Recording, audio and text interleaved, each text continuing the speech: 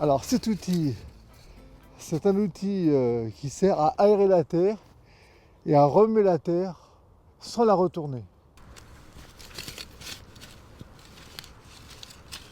Avec cette grelinette, enfouir un peu soit du fumier ou soit un peu du paillage comme on le trouve. Donc ici c'est un terrain où on a mis un peu de tonte de gazon. La tonte de gazon va fondre dans les trous que je fais et ça va réussir à alimenter la terre en produits organiques. On remue la terre. Donc il y a un grand bâti en fer avec 2 douilles pour recevoir 2 manches et puis alors là on a 4 dents mais il existe aussi des 3 et des 5 dents. Voilà. Et ça permet de faire on remue la terre. Et ça a été inventé par monsieur Groslin, donc grelinette.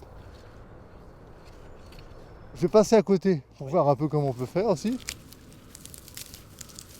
Et là c'est un terrain beaucoup moins propre. Donc on n'hésite pas. Et voilà, on va aussi arracher.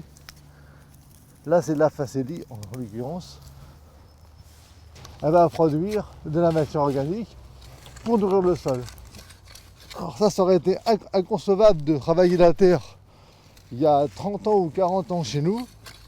Et maintenant, c'est très conseillé par tout ce qui est production bio et tout ce qui est production sans pesticides et avec beaucoup moins d'intrants.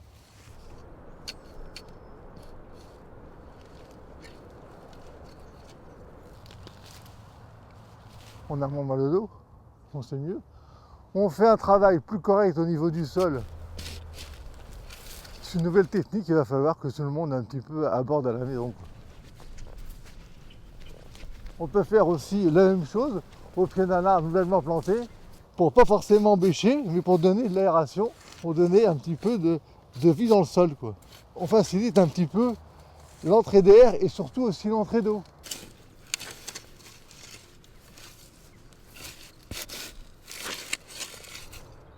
Alors là, je suis en train de faire un grelinage sur un terrain un peu plus propre que tout à l'heure pour pouvoir faire un semis en direct sur le sol.